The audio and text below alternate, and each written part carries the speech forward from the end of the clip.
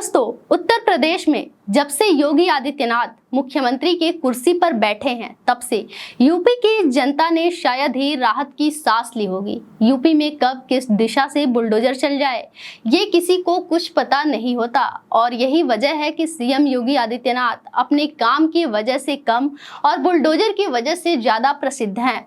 UP से खबर सामने आ रही है कि अकबर नगर के बाद अब कुछ और भी क्षेत्र हैं जिन पर बाबा बुलडोजर की नजर पड़ गई है।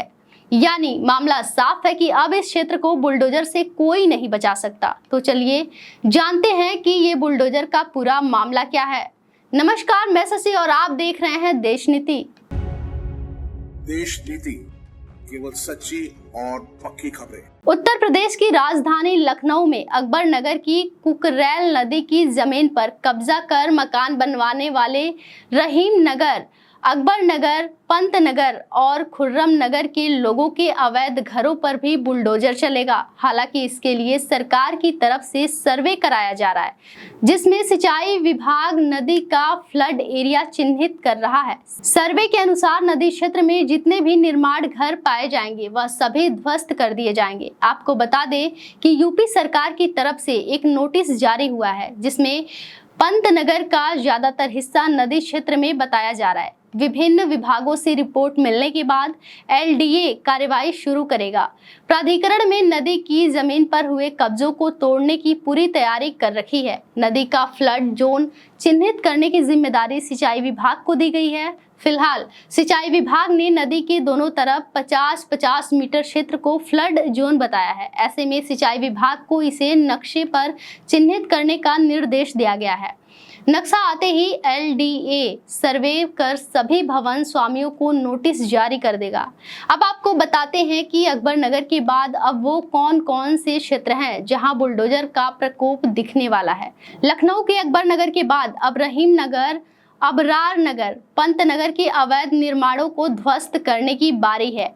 एलडीए को अवैध निर्माण गिराने की खबर मिलने के बाद मकानों और फ्लैटों की कीमतें 75% तक गिर गई हैं। एलडीए के अपर सचिव ज्ञानेंद्र वर्मा ने बताया कि लोग 1-1 करोड़ के फ्लैट और 20-20 लाख के मकानों को बेचकर भाग रहे हैं।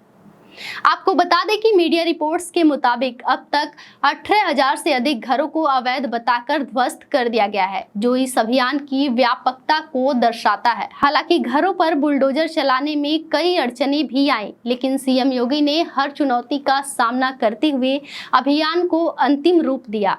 कुकरैल नदी को पुनर्जीवित करने के अपने संकल्प को पूरा करने के लिए सीएम योगी ने हाई कोर्ट से लेकर सुप्रीम कोर्ट तक लड़ाई लड़ी। कोर्ट ने भी योगी सरकार की कार्रवाई को सही माना है। अब आपको बताते हैं कि बुलडोजर चलने के बाद बाबा बुलडोजर की योजना क्या है।